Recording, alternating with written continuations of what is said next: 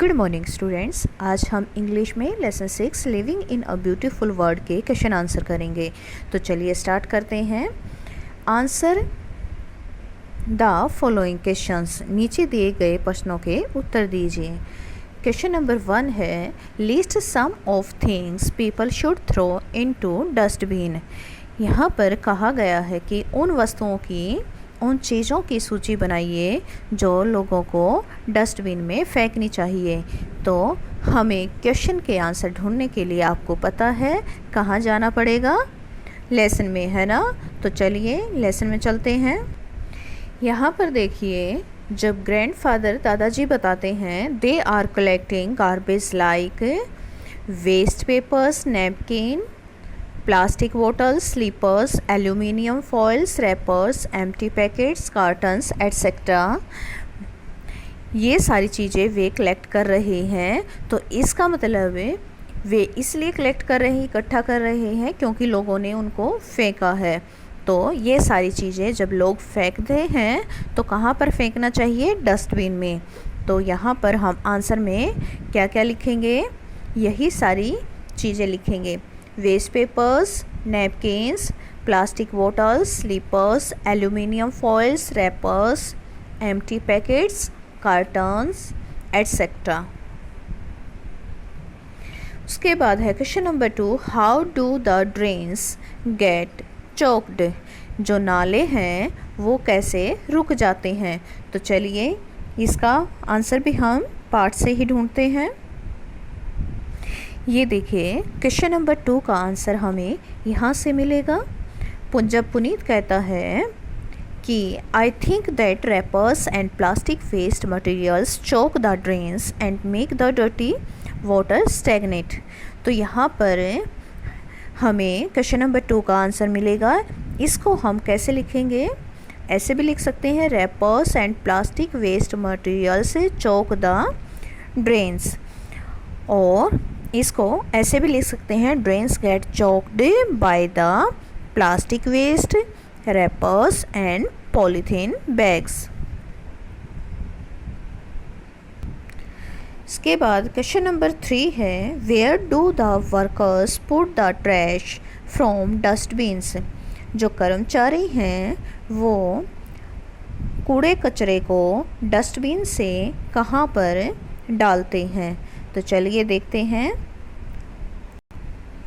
ये देखिए, यहाँ पर बताया गया था, दादाजी ने बताया था, it is very simple, the trash from local areas is carried in large containers and dumped in open places to landfill sites outside the city.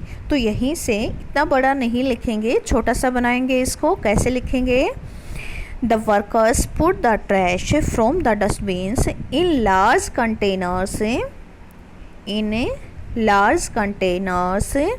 and take it outside the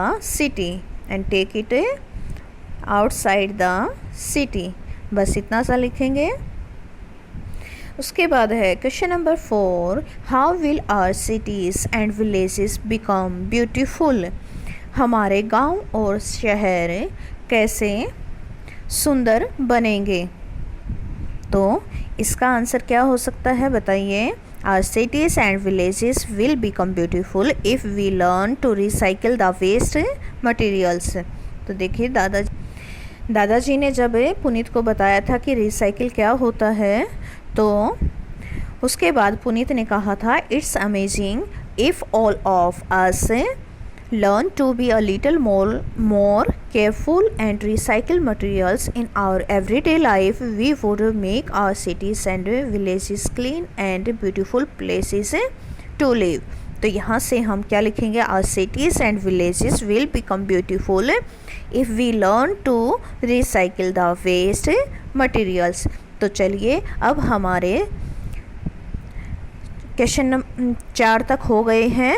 अब हम देखते हैं क्वेश्चन नंबर 5। क्वेश्चन नंबर 5 है, how do we keep animals away from the garbage से हम पशुओं को, जानवरों को कैसे दूर रख सकते हैं?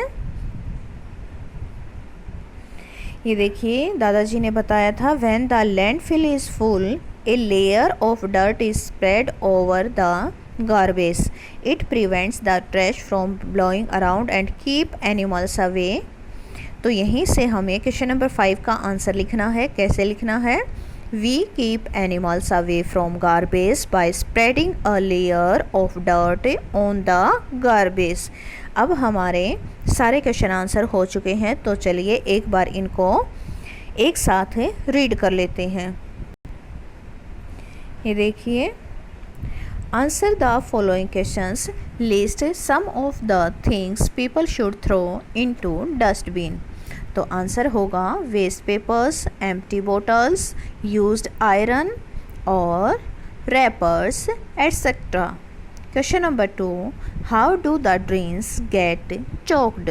Answer is drains get choked by the plastic waste, wrappers and poly bags.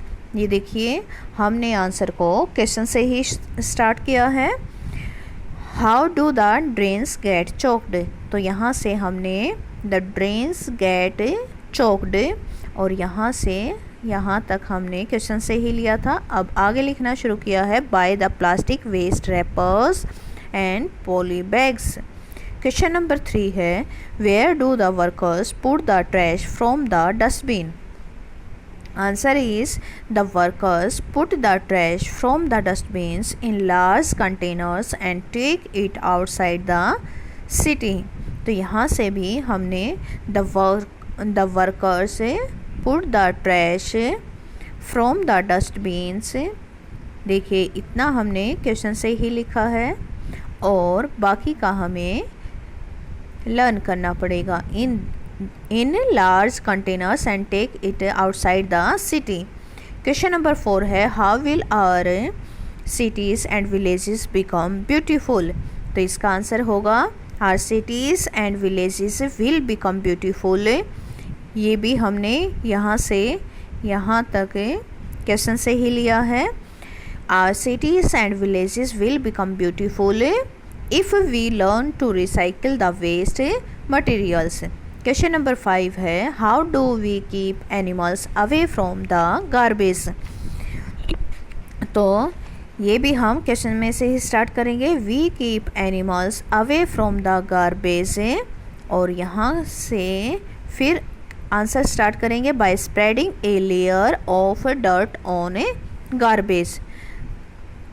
तो उम्मीद करती हूँ आपको ये क्वेश्चन आंसर अच्छे से समझ में आ गए होंगे और सुंदर सुंदर हैंड राइटिंग में आपको इंग्लिश की नोटबुक में इनको लिखना है और साथ में लर्न भी करना है।